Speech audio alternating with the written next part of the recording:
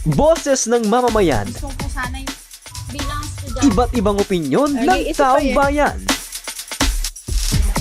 Ang gusto ko talagang Ating alamin sa Kalye Survey. Ay simpleng walang camera na tumutulong. Yun ang talagang bayani. Siyempre, hindi na kailangan mabulgar yung pagkatao nila, pero tumutulong sila sa mamamayan.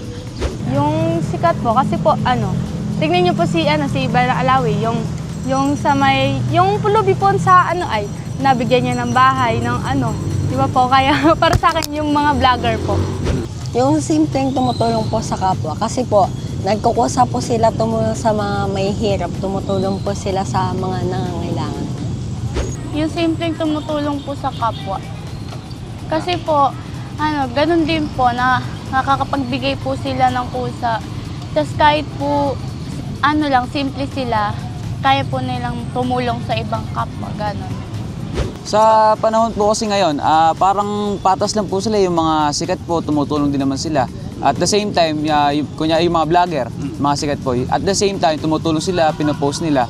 Yung kinikita po nila, parang ibinabalik din naman po nila sa mga tao, para as the way na pagtulong po nila sa mga nangangailangan. Ganon din po sa mga simpleng tumutulong lang, pag meron sila, tumutulong sila.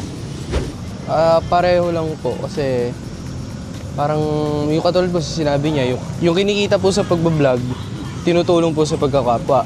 Same as pagtulong po sa kapwa. Yun nga lang po, kahit hindi mo malaki yung binabayad or binibigay, as long as nakakatulong po, parang equality na rin po yun sa tao. Yun po, kunyari po, tinulungan ko siya sa simpleng bagay, yung pag-alala lang po kung may matatalisod siya, ganun. Same lang din po sa pagtulong ng mga sikat. Yun nga lang po, may binibigay po yung mga sikat sa wala. Yung simpleng tumutulong sa kapwa. Bakit po? Kasi yung sikat kasi, kasikatan lang ng pagkatao niya pero hindi nakakatulong. Kaya yung simpleng tao nakakatulong. Yung simple lang. Sila yung sila yung nagbibigay ng tulong kahit walang kapalit. Kahit walang camera, kahit walang hinihinging tulong, tumutulong pa rin sa kapwa. Tulong lang Mas sa kapwa. gusto ko po yung simpleng tumutulong sa kapwa. Bakit po? Kasi po, yung pong mga vlogger na, meron po kasing vlogger na tumutulong pero may kapalit. May ganun po kasi meron po ako na i-encounter dito. Nagbablog po katulad yung sa amin.